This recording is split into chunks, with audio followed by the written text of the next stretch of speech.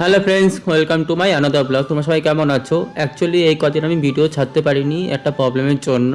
তার জন্য সরি, কিন্তু আমি ভিডিওগুলো বানিয়ে রেখেছিলাম, মানে ডেলি ব্লগ। আর যাই হোক, আমি রেডি হয়ে গেছি বলতে এখন যাবো হচ্ছে রানাঘাট। আমার সাথে তানিও যাবে।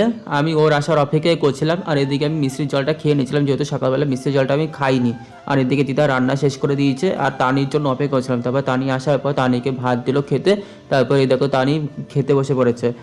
আর বৌদিকেও ডেকে নিয়ে এসছে। বৌদিকে বলেছে আমি তোমার জন্য খাবার নিয়ে এসেছি, দাদাদের বাড়িতে আসো।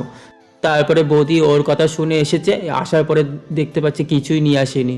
বলছে শুধু শুধু আসলাম এই গরমের মধ্যে। তারপরে ভুতুকে শসা দিয়েছে, দেখো কিভাবে খাচ্ছে দেখো। তারপরে খাওয়া দাওয়া শেষ করে তানি আর আমি চলে এসেছি রানাঘাটে।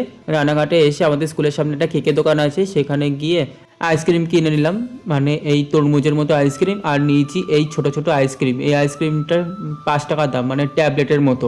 মানে আগের দিন খেয়েছিলাম, এসেছিলাম এখানে। আসার পর এই আইসক্রিমটা খাওয়ার পর দেখছি ভালোই লেগেছে। তারপরে যেই কাজের জন্য গিয়েছিলাম সেই কাজটা মিটিয়ে বাড়ি চলে এসেছি। আর তানিকেও বাড়িতে ছেড়ে দিয়ে এসেছি, আর মামির সাথেও কথা বলে তারপরে এসেছিলাম, মানে গল্প টল্প করে। মানে আজকে প্রচণ্ড গরম লাগছে, মানে গরমটা পড়েছে আজকে। তারপরে বাড়িতে এসে শুয়ে পড়েছিলাম। তারপর দিদা ভাত খেতে দিল। আজকে ভাতের সাথে ছিল ডাল, চিকেন, পটল ভাজা, ডালের বড়া আর শশা। তারপরে খাওয়া দাওয়া করে বসেছিলাম। আর এদিকে দিদা স্নান টান করে পুজো দিয়ে দিয়েছে, এই দেখো। বেশ ভালো লাগছিল আজকে পুজো দেওয়ার পরে।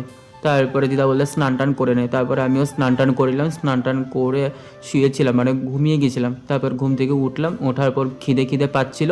তারপর ভাবলাম কী খাই। তারপরে ভাবলাম মুড়ি আর চিকেনের তরকারি দিয়ে খেয়ে নিই। তারপরে খাওয়া দাওয়া করে বসেছিলাম। চলো এখনকার জন্য রাখছি, দেখা হচ্ছে একটু বাদে। টাটা সবাইকে।